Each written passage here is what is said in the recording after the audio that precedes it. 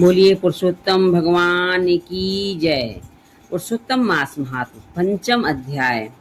देवर्षि नारद जी ने भगवान श्री नारायण से पूछा, हे महाभाग, चरणों में पड़े अधिक मास को भगवान श्री कृष्ण ने क्या उत्तर दिया और उससे क्या क्या कहा था, वह संपूर्ण वृतांत कृपा करके मुझसे विस्तार पूर्वक कहिए।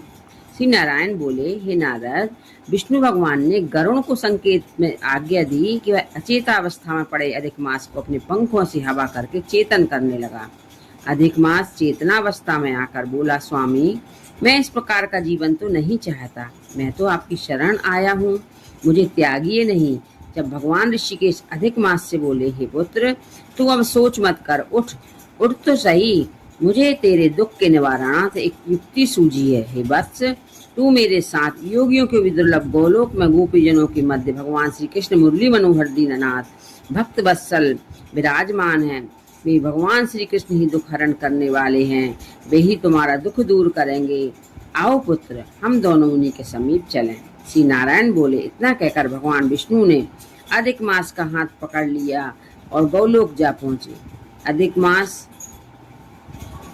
ब्रह्मलोक की भांति गोलोक अवस्थित है, जो 3 करोड़ योजन मंडलाकार भूमि में तेज स्वरूप रत्नों से युक्त है। योगी जन इसे स्वप्न में भी नहीं देख पाते, केवल वैष्णव जन ही वहां पहुंच पाते हैं।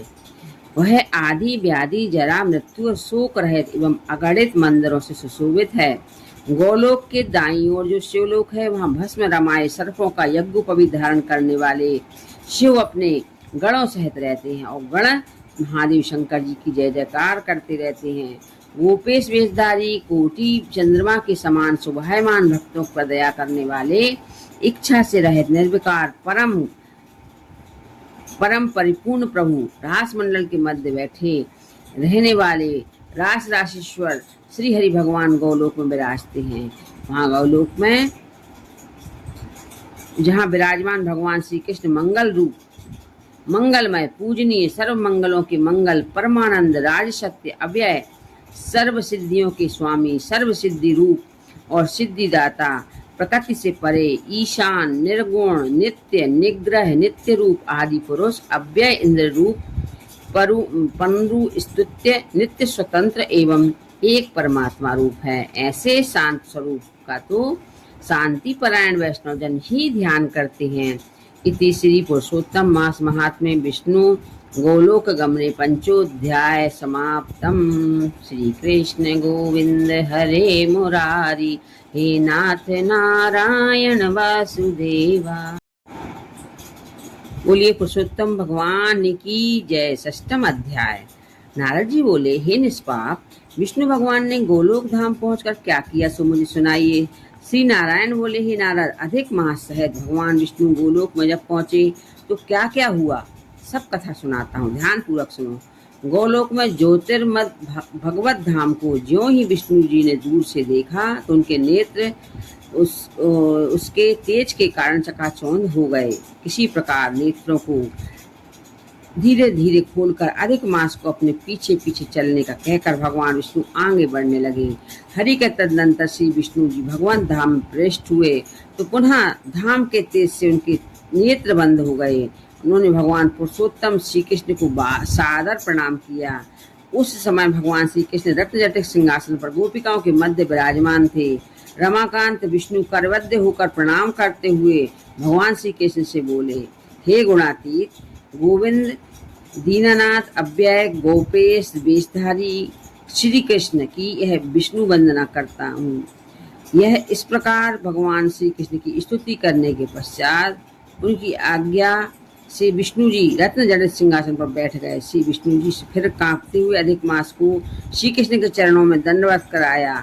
इस पर श्री कृष्ण भगवान ने पूछा, यह कौन है, गोलोक में कहाँ से आया, रोने का क्या कारण है। श्री नारायण बोले, 9 वेदों के सदस्यामल शरीर वाले गोलोकनाथ के वचन सुनकर विष्णु भगवान ने सिंहासन से उठकर आदि से अंत तक अधिक मास के कष्टों का वर्णन किया।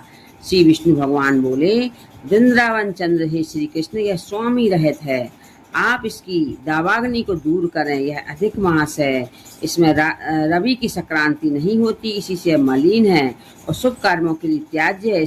क्योंकि इसका कोई स्वामी नहीं है, इसी से स्नान दानादि शुभ कर्मों के लिए त्याज्य किया गया है। 12 महीने कला काष्ठादि उत्तरायण दक्षिणायन वर्ष ये सभी तो स्वामी हैं, अतः गर्व से सभी इसको अपमानित करते हैं। दुख की ज्वाला से झुलसा हुआ यह अधिक मास मेरे समीप आया था।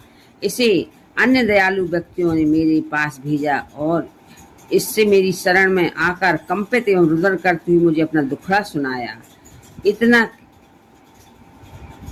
इसका यह महादुख इस आपके अतिरिक्त कोई और दूर नहीं कर सकता, अतः यह आपका शरणागत है। मैं अपने अनेकानेक कार्य छोड़कर इसलिए आपके समक्ष आया हूँ, सो मेरा आना सुफल कीजिए।